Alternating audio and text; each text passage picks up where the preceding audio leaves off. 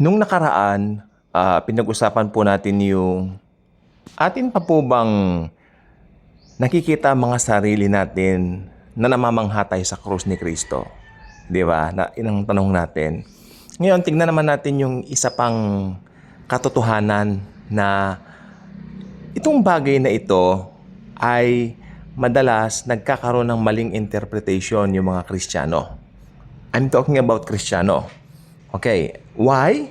Sapagkat ang epekto ng krus ay nararanasan lamang ng mga Kristiyano. Yung mga naniwala sa tinapos na gawa ng Panginoong Jesucristo sa krus ng Kalbaryo. Doon may epekto ang krus. Basahin po ninyo sa, 1 Corinthians chapter 1 verse 18. Okay, nandoon po yan. Kahangalan ng krus ni Kristo doon sa mga napapahamak. Ngunit, ito na po, doon sa mga naligtas, ito ay kapangyarihan ng Diyos. The power of the Lord Jesus Christ. Sa mga believers lang po.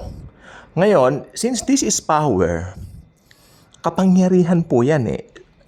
Gusto ko po sa mga Bible po ninyo, I'm asking you, i-underline niyo yung word na power. Okay?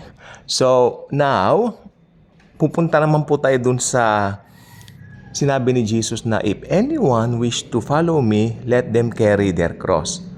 Okay. Nung sinabi po ni Jesus yon, ang sinasabi po niya rito ay yung tungkol sa discipleship. Wala pong kinalaman sa salvation yan. Kasi yung ibang interpretation ngayon, siyempre yung mga maling paniniwala, perverted gospel, no?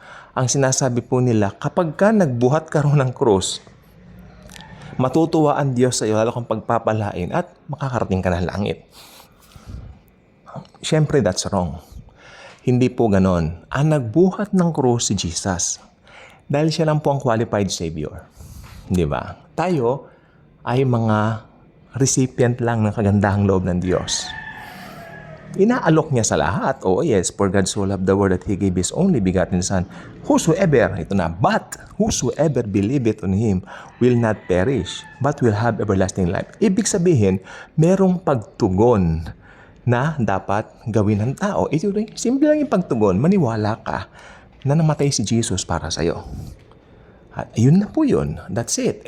Kung talagang sigurado ka na, hey, I receive the finished work of Christ, naniniwala ako na ito lang ang nagpalaya sa akin, ito lang ang nagligtas sa akin, wala nang iba pa. This is the only salvation.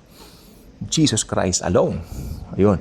Kaya sabi mo sa inyo, ngayong may epekto na po sa atin ang krus ng Panginoong Jesucristo, this is the power. Ginuhitan niyo po ba sa mga Bible niyo? The power of God. Kaya tayong mga Kristiyano, tuwing nagdi-disciple po tayo, discipleship, ibig sabihin when we share the good news sa ibang mga tao, meron pong parang mistulang, syempre, ito po ay parang challenge po para sa atin. Siguro ayun po yung tinatawag na katumbas ng krus natin. Pero hindi po ito something na papasanin natin ng may kabigatan. Ito ay papasanin natin ng may power. Ibig sabihin, yung power na yan nagmumultiply. Nagmumultiply ang mga pwedeng maligtas dahil nangaral ka, dahil nang-share ka, at nagmumultiply ang mga blessings natin. Ganun po yan. So, the cross is very powerful. Ito ay kapangyarihan, the power of God for those who believe. Okay?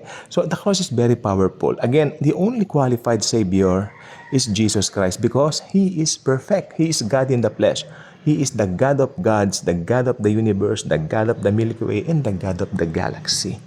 Wala na pong iba pa. So, sino pa bang qualified para iligtas ang planet Earth sa kamandag ni taning ni Satanas? Walang iba kundi ang God of gods mismo, ang creator ng planet Earth, si Jesus. Kaya nga po pumunta siya ng planet Earth dahil ang planet Earth napahamak na ng magkasala ang unang mga magulang natin. Okay? So I hope natuto po tayo. Okay? So magalak po tayong ipasanin ng power natin na yan. Power of the Lord Jesus Christ. When we share the good news, that's the power imparted doon sa mga nakakarinig. Hindi ba? So, masaya po kung ibahagi yan sa inyo. Revelation yan sa akin, ha?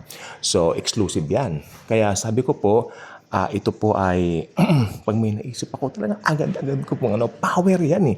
Pinapasan mo yung power. No? Tingnan nyo, sabi niya, it is the power of God for those who believe. Hindi siya kabigatan eh.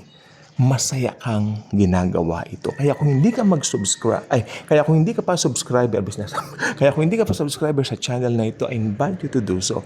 Click the notification bell, share the video, share the wonderful love of the one who is qualified to carry the cross, the Lord Jesus Christ. Thank you, and Jesus truly loves us all.